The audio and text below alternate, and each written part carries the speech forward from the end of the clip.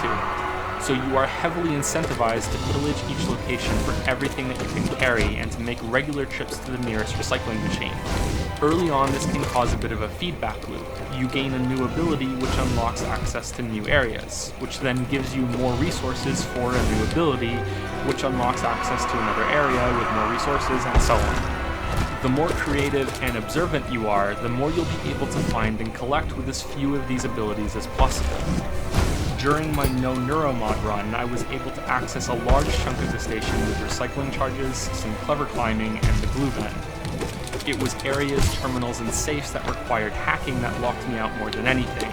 Some of them have codes you can find around the station, but a fair chunk of them can only be unlocked through the hacking minigame. So with scavenging being so important, I think you can see how exploration and studying each level is encouraged. You want to have as many resources as possible, not just for finding neuromods, but also crafting ammunition for your weapons. A lot of work went into making these levels, tons of secrets and rewards for players willing to climb around and look for things that aren't laying out in plain sight. It's a twistedly wonderful feature then that the mimics are capable of disguising themselves as those very same items that you want to pick up.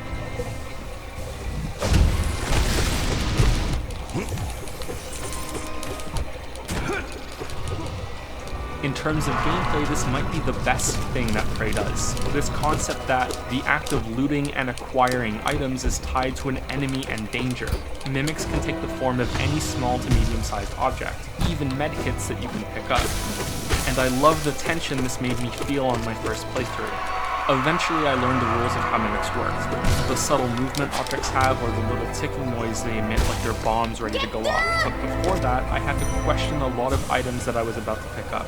Early on, this prevented the game from being too cleanly split into two halves, clearing the level of enemies and then going on to safely loot everything. I was always a little on edge early on because something could be a mimic. Having said that, once you're used to this, it loses some of its charms. I wish that the concept could have been expanded on somehow, to take that idea to make a game mechanic out of inspecting and picking things up. Maybe some mimics don't reveal themselves unless you hit them, but that the objects you want to pick up also break from a hit if they're real. There could be minor differences you could learn and identify, so you have to judge when it's a mimic or not. If you're bad at recognizing what's a mimic, then you could be wasting resources that you could pick up by breaking everything, and if you get good at it, then you don't take damage by hitting them first.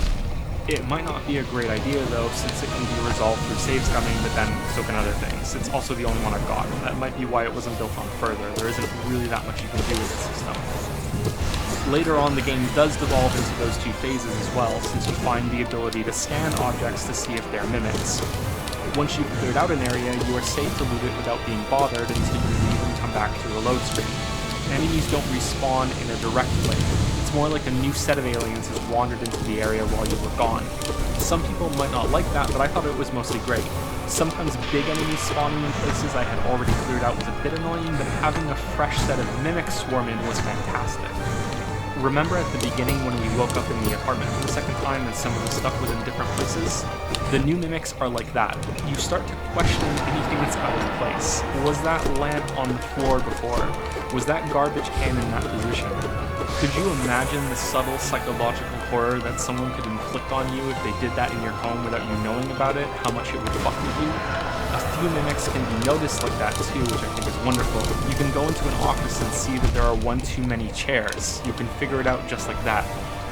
Or you can feel paranoid when something else you were certain was an alien turns out to be benign. Like you go over and you're like, there's no way that was on the table earlier, and then you hit it and it turns out that it was there. You were wrong. Like there's a mind game being played on you. Having brought up mimics, it's likely best to go into combat now, which is also deeply linked with gathering, crafting, and neuromods. The biggest problem combat has is also right there in those links. Some people, including myself when I first played, might not understand the type of game that they're playing. Or, to put it another way, Prey isn't really a first-person shooter. I mean, of course you are in a first-person perspective, you are also shooting things. I know how stupid it sounds, but genres can be stupid sometimes. Is Skyrim a first-person shooter because it has that same perspective and magic spells and arrows and shoot? I doubt many would say that fits. Nor does Prey in my opinion, but for different reasons.